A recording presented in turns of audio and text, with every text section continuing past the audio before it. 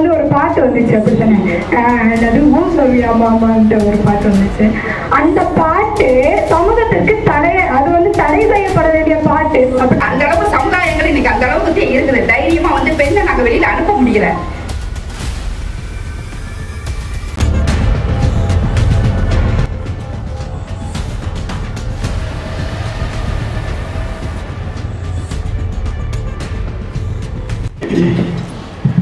அவையோர் அனைவருக்கும் என் முதற்கண் வணக்கத்தை தெரிவித்துக் கொள்கிறேன்.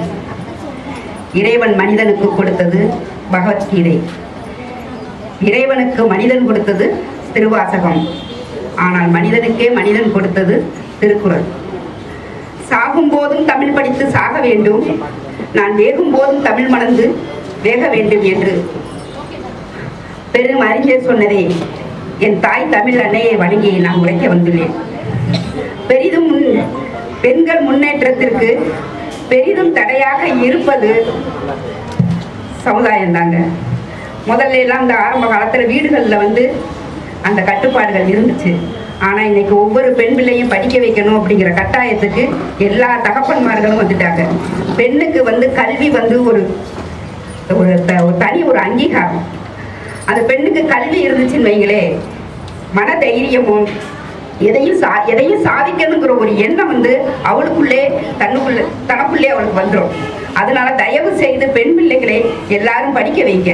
பெண் வந்து ஒரு ஆண் படித்தால் வந்து அந்த குடும்பம் மட்டும்தான் நல்லா இருக்கும். ஆனால் ஒரு பெண் படித்தால் வந்து அந்த தலைமுறையே நல்லா இருக்கும். தயவு செய்து பெண்களை படிக்க வைங்க. எத்தனையோ பேர் வந்தார், எத்தனையோ பேர் பாரதியும் பெரியார்கள் வந்து பெண்ணுக்கு புதுரத்த பாய்ச்சினார்களும். ஆனால் அவர்கள் வந்து இன்னும் வந்து சில வீடுகள்ல வந்து இன்னும் பெண்களை வந்து வெளியில அனுப்புறதுக்கு தயங்குறாங்க.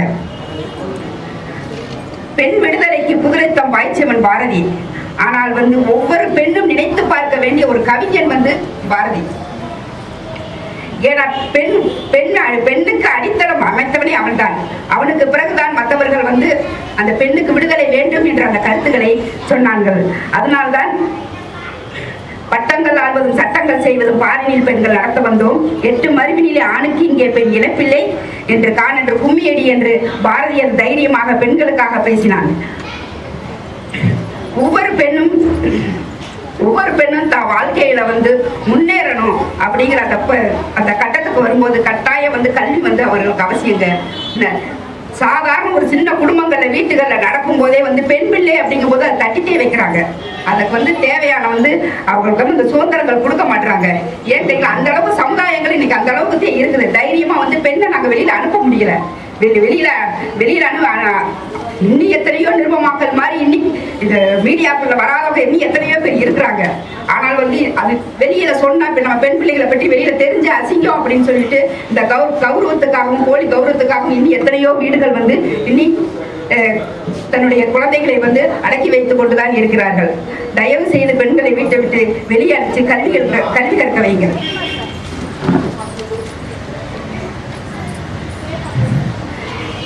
ஏட்டையும் பெண்கள் தோறுவது தீமை என்று எண்ணி இருந்தவர்கள் மாய்ந்து விட்டால் வீட்டுக்குள்ளே பெண்ணை பூட்டி வைப்போம் என்று விந்தை மனிதர்கள் தலைகவிழ்ந்தார்கள்.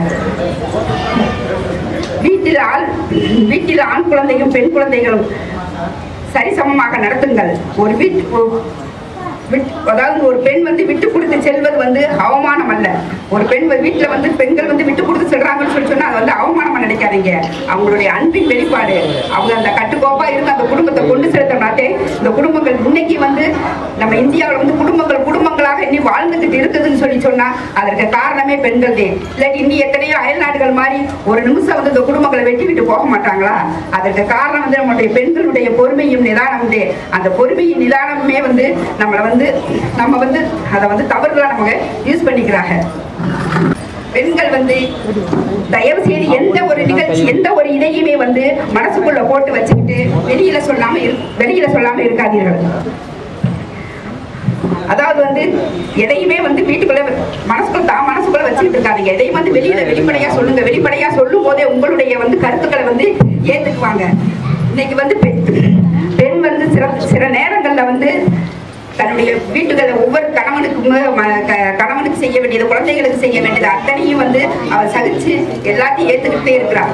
ஆனால் வந்து இனிவரும் பெண்கள் வந்து அந்த காதுகளை மறந்துருங்க. தயவு செய்து வந்து பெண்கள் முன்னேறுவதற்காக வந்து என்னென்ன உங்களுக்கு வழிகாட்டிகளோ அதுகளை தேர்ந்தெடுத்து வாழ பழகிக் கொள்ளுங்கள். பெண்களுக்காக நான் உடனே எதிர்கால பெண்களுக்காக நான் சொல்ல வேண்டியது ஒன்னே ஒன்றுதே, சிலரை மறந்தும் விடுங்கள், சிலரை மன்னித்து விடுங்கள், சிலரை கடந்து விடுங்கள், சிலரை வெறுத்து விடுங்கள். ஆனால் எல்லோரையும் தூக்கி சுமக்காதீர்கள். கடைசியில் உங்கள் வாழ்க்கையை வந்து நீங்களே தூக்கி சுமக்க வேண்டிய நிலை வந்துடும் சொல்லி என்னுடைய வாய்ப்புக்கு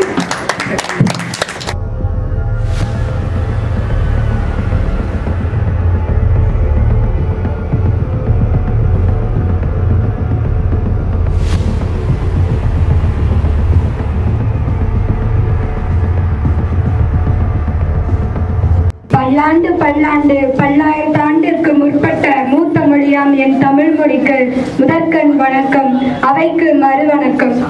இப்ப இங்க வந்து தலைப்பு என்ன கொடுத்துருக்காங்கன்னா, பெண்கள் முன்னேற்றத்திற்கு தடையாக இருப்பது வீடா சமூகமா? வீடு இப்ப வந்துட்டு நான் எப்படி சொல்றதுன்னா, தடை அப்படின்றதே வந்துட்டு இருக்கக்கூடாதுன்னு நான் சொல்றேன். வீடு சமூகம் இது ரெண்டுமே ஒண்ணுதாங்க. ஒரு குடும்பம் அதை வந்து ஒரு 1000 குடும்பம் இருந்தா அதுதான் வந்துட்டு சமூகம், அவ்வளவுதான். பல குடும்பங்கள் சேர்ந்தா அதுதான் சமூகம்.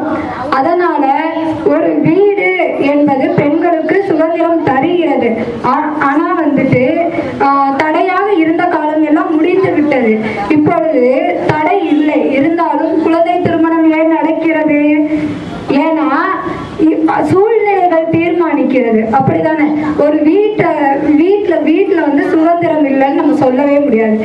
சுதந்திரம் கொடுத்தாலும் சூழ்நிலைகள் வந்துட்டு நம்மளை வந்துட்டு நம்ம எடுக்கக்கூடாத முடிவுகளை கூட சில நேரத்துல எடுக்க வச்சிரும் சூழ்நிலையின் காரணமாக. ஆனா சமூகம் அப்படின்றது வந்துட்டு சமூகத்தில் வந்துட்டு பல பிரச்சனைகள் இருக்கத்தான் செய்யும். அதை நம்ம வந்து ஒவ்வொருத்தருமே ஃபேஸ் பண்ண வேண்டியது வந்துட்டு சமூகத்துல பிரச்சனைகளை தான். இப்ப என்ன நான் சொல்றேன்னா, ஒரு பெண்கள் வந்துட்டு 7 பருவநிலைகளை கொண்டவர்கள். அதுல வந்துட்டு பாத்தீங்கன்னா இந்த இளமை பருவம் அப்படின்ற பருவம் தான் வந்துட்டு ஒரு பெண் வந்துட்டு எப்படி இருக்கணும், அவளை செதுக்கிக் கொள்கின்ற ஒரு காலநிலையாக அந்த இது இருக்கு. அந்த இளமை பருவம்ன்ற ஒரு பருவம், அந்த நேரத்துல பெண்கள் வந்துட்டு ஸ்கூல்ல படிக்கிற வயசு, அப்படிதானே? அந்த வயசுல வந்துட்டு தனக்கு தேவையானவற்றை அவங்க எடுத்துக்கணும். என்னைக்கு வகுப்பறையில பெண்களிடையே சட்டத்தை பத்தியோ இல்ல சமூகத்தை பத்தியோ பேசுறாங்களோ அன்னைக்குதான் வந்து சமூகம் மாறல. இங்க தடையா இருக்குன்னு நம்ம நினைச்சுக்கிட்டே இருக்கோம். அந்த தடைகள்லாம் யார் காரணம்? மக்கள் தானே. மக்கள்ல யார் இருக்கா? மக்கள்ல பெண்களும் தானே இருக்காங்க. அப்ப பெண்கள் வந்து எந்த தவறுமே செய்யலையா? ஆண்கள்னாலதான் வந்து தவறு வருதா அப்படின்றது கிடையாது. நம்ம மேல இருக்க தவறையும் வந்து நம்ம வந்துட்டு சரி பண்ணிக்கணும், அப்படித்தானே? அப்ப இப்ப வந்துட்டு பெண் பிள்ளைகளுடைய அந்த மனதளவுல ஊடகங்கள் வந்துருது. இந்த போன் பாக்குறாங்க, போன்ல வந்துட்டு ஆன்லைன் கிளாஸ்ன்ற பேர்ல போனை வாங்கிக்கிறாங்க, வாங்கி பாக்குறாங்க. என்ன பாக்குறாங்கன்னு தெரியுமா? தெரியாது, அப்படிதானே? என்னமா உனக்கு என்னமா தெரியும்? நான் என்ன பாக்குறேன், காசு பாக்குறேன் தெரியுமா? உனக்கு இதெல்லாம் என்னன்னு கூட தெரியாது, நீ போ அப்படின்றாங்க. ஆனா கடைசியில என்னதான் பாக்குறாங்க தெரியுமா? அது யாருக்குமே தெரியாது. சமூகத்துக்கு நிறைய பிரச்சனைகள் வரும், ஆனா ஊடகங்களும் அதுக்கு ஒரு காரணமா இருக்குன்னு தான் நான் சொல்லுவேன். இப்ப வந்து ஒரு பாட்டு வந்துச்சு, அப்படித்தானே? அது ஊ சொல்வியாமான்ட்டு ஒரு பாட்டு வந்துச்சு. அந்த பாட்டு சமூகத்திற்கு அது வந்து தடை செய்யப்பட வேண்டிய பாட்டு, அப்படித்தானே? இங்க இத்தனை தாய்மார்கள் உட்கார்ந்து இருக்கீங்க, பசங்க இருப்பாங்க, கண்டிப்பா ஒரு பையன் வந்துட்டு அவங்களுக்கு இருக்கலாம். அவங்க எத்தனை பேர் வந்துட்டு தான் மாதவிடாய் ஆவதை சொல்லி வளர்க்குறீங்க? கை தூக்குங்க பார்க்கலாம். ஏன் வந்துட்டு சொல்ல மாட்டீங்க? சொல்லுங்க பார்க்கலாம். ஏன்னா தெரிய வேண்டாம், இதெல்லாம் போய் சொல்லுவாங்க அப்படிதானே நினைக்கிறீங்க? இதெல்லாம் பையன்கிட்ட சொல்லுவாங்க அப்படின்னு சொல்லித்தான் வளர்க்க வேண்டும். அப்படி வளர்த்தால்தான் அவர்கள் நாளை சமுதாயத்திற்கு செல்லும் போது ஒரு பெண்ணை பார்க்கும்போது தவறான எண்ணம் வராது, அப்படிதானே? நம்ம சொல்லி வளர்க்கறது இல்ல, அவங்களுக்கு தெரியறதே இல்லை. அப்படிங்கும்போது ஒரு பெண்ணை பார்க்கும்போது அவனுக்கு தவறான எண்ணம் வருது. இதுக்கு காரணம் வந்துட்டு யாரை சொல்வீங்க? குடும்பத்தை சொல்வீங்களா?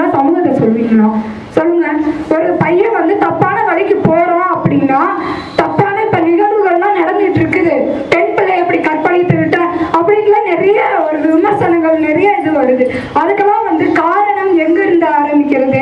சின்ன பையன் நம்ம வந்துட்டு சொல்லக்கூடாது, மறைக்கணும்ன்ற நினைக்கிற விஷயத்தை எல்லாம் அவங்க சொல்லுங்க, சொல்லி புரிய வைங்க. எங்க ஸ்கூலுக்கு ஒருத்தவங்க பேச்சாளர் ஒருத்தர் வந்திருந்தாங்க, சபரிமாலான்ட்டு. அவங்களாம் சொன்னாங்க, எதற்கு மாதவிடாய் அந்த இதை வந்துட்டு எதுக்கு வந்துட்டு மூடி மறைச்சே வைக்கணும்னா என் பையனுக்கு சொல்லி தான் வளர்ப்பேன். தங்கம் எனக்கு வந்து இது மாதிரி இருக்குண்டா மாசத்துல, நீ வந்துட்டு அப்போதைக்கு அம்மா கொஞ்சம் ஹெல்ப் பண்ணு அப்படிங்கும்போது அவன் என்ன பண்ணுவான், சரி அம்மாவுக்கு உடம்பு சரியில்லை போல நம்மளும் கொஞ்சம் பண்ணுவோம். அப்போ அப்படி சொல்லி வளர்க்குற பையன் வந்துட்டு நாளைக்கு வந்துட்டு சமுதாயத்திற்கு செல்லும் போது ஒரு பெண்ணை பார்த்து அந்த தவறான எண்ணம் அவனுக்கு வராது. அப்படித்தானே? இப்போ இது யார் கையில இருக்கு? குடும்பம் தானே வந்துட்டு. குடும்பம் என்பது சமுதாயத்தில் எப்படி வாழ வேண்டும் என்பதை கற்றுத்தரும் இடமாக எனக்கு இருந்தது, எனக்கும் இருக்கிறது. அனைத்து குடும்பங்களிலும் இந்த நிகழ்வு ஒன்று நடந்தால் போதும். ஒரு பையனோ பொண்ணோ சமுதாயத்திற்கு செல்லும் போது நல்ல ஒரு மனிதராக இருப்பார்கள். சமூகத்தில் நடக்கும் தடைகள் அனைத்தும் இந்த உலகையை எப்படி ஆள வேண்டும் என்னும் கருத்துக்களை நமக்கு வந்துட்டு வழங்கும். ஓகேவா? இப்போ சமுதாயத்துல ஒரு பிரச்சனை வருதுன்னு வைக்கிறேன். சமூகத்துல ஒரு பிரச்சனை வருது, அதை வந்துட்டு நம்ம போய் கேட்குறோம். கேட்டா வந்துட்டு நமக்கு எப்படி சொல்றது, யாருமே வந்துட்டு அதை ஏத்துக்க மாட்டாங்க அப்படின்ற பிரச்சனையெல்லாம் இருக்கா. அப்ப ஒவ்வொரு இடத்துலயும் போய் நம்ம அந்த அடிப்படை தான் வந்துட்டு நம்ம வந்துட்டு நல்லா முன்னேற முடியும்.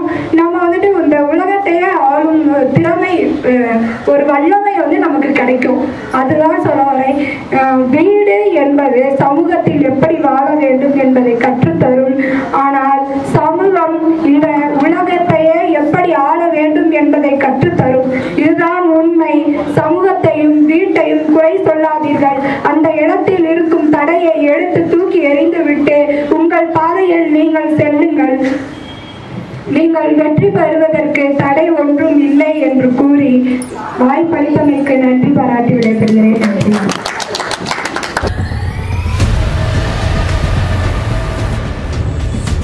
தெரிவிக்கப்படும் எந்த ஒரு கருத்தும் சிறப்பானதாக இருக்க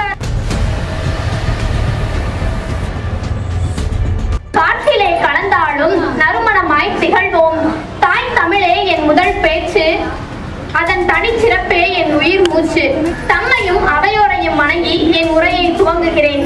மங்கையராய் பிறப்பதற்கே நல்ல மாதவம் செய்திடல் வேண்டும் அம்மா என கவிமணி தேசிய விநாயகம் கரைந்து பாடியது பெண்களின் மேன்மையை உணர்வு பூர்வமாக அறிந்ததால் தான். இயற்கையின் படைப்பான பெண்களுக்கு சுதந்திரத்திற்கான முழு உரிமையும் உண்டு. ஆண்களுக்கும் பெண்களுக்கும் உரிய பொதுவான உரிமைகளாகிய சிந்தனை, எழுத்து, பேச்சு, கூட்டம் கூடுதல், எல்லா இடங்களுக்கும் சென்று வருதல் போன்ற உரிமைகளை ஆண்களை போன்று பெண்களால் முழுமையாக அனுபவிக்க முடிவதில்லை. பெண் புத்தி, பின் புத்தி, அறியாமை பெண்களுக்கு அழகு என்று கருத்து பரப்புதல் காரணமாக பெண்களால் எதையும் சரியாக சிந்திக்க முடிவதில்லை என்று சமூகம் அறிவுரைக்கிறது. வித்தியாசமாக சிந்திக்கும் ஆணை அங்கீகரிக்கும் சமுதாயம் சிந்தனை தெளிவுள்ள பெண்களிடம் வீணாக கற்பனை செய்யாதே என்று அறிவுரைக்கிறது. பெண்களால் தெரிவிக்கப்படும் எந்த ஒரு கருத்தும் சிறப்பானதாக இருக்காது என்று முன்தீர்மானம் செய்கிறது சமூகம். இதனால் பெண்கள் முக்கியமான முடிவுகளை எடுக்க சமுதாயம் அனுமதிப்பதில்லை. இந்த நிலைதான் நாட்டின் உயர் மட்டம் வரை காணப்படுகிறது. சமூக மாற்றங்கள் ஏற்பட்டு வரும் இந்த காலத்திலும் கூட பெயரளவில் 1-2 பேர் மட்டுமே பெண்கள் என்ற நிலை தொடர்ந்து வருகிறது. இதற்கு காரணம் பெண்களின் இயற்கை அறிவை மதிக்காததும், அறிவை கூர்மைப்படுத்துவதற்கான கல்வியை நெடுங்காலமாக தடுப்பதும், வளர்ச்சியை சிந்தனை வளம் பெறும் வாய்ப்புகளை பெண்களுக்கு தொடர்ந்து மறுத்து வருவதுமே ஆகும். ஆண்களை போன்று வீட்டிலும் வெளி இடங்களிலும் பேசுவதற்கும் சிரிப்பதற்கும் பெண்களுக்கு பல நேரங்களில் உரிமை மறுக்கப்படுகிறது. குழந்தையாக இருக்கும் போது குறுகுறுவென நடந்து கொஞ்சமொழி பேசிய பெண் குழந்தைகள் வளர வளர குறைவாக பேசவும் மெதுவாக பேசவும் அறிவுரைக்கப்படுகிறார்கள். தாய்வழி சமூகம் நிலவிய காலத்தில் வேட்டையாடுவதற்கு தலைமையேற்று சென்றவள் பெண். அப்படி எல்லா இடங்களுக்கும் சென்று வந்த பெண் தந்தை வழி சமூகம் மாறிய பிறகு ஒரு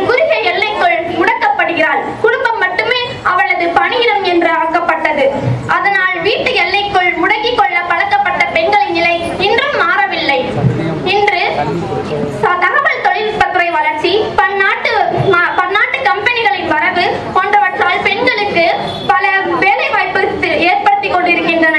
ஒரு காலம் வரை பெண்களை வெளியே அனுப்ப மறுத்த பெற்றோரும் ஓரளவு மாறி வருகின்றனர். கிராமங்களை விட்டு வெளியே வரமாட்டோம், இரவில் வெளியில் தங்க மாட்டோம் என்ற பெண்கள் இப்போதும் வேலை வாய்ப்புகளை பெற முடிவதில்லை. அப்படி துணிச்சலுடன் வந்த பெண்களும் முழுமையாக வெளியில் நடமாட முழு மனதோடு அனுமதிக்கப்படுவதில்லை. சமுதாயத்தில் எங்கோ நடக்கும் எதிர்மறை நிகழ்வுகளை சுட்டிக்காட்டி பெண்களின் நடமாட்டம் தடுக்கப்படுகிறது. இந்நிலை மாற வேண்டும். அனைவருக்கும் நன்றி.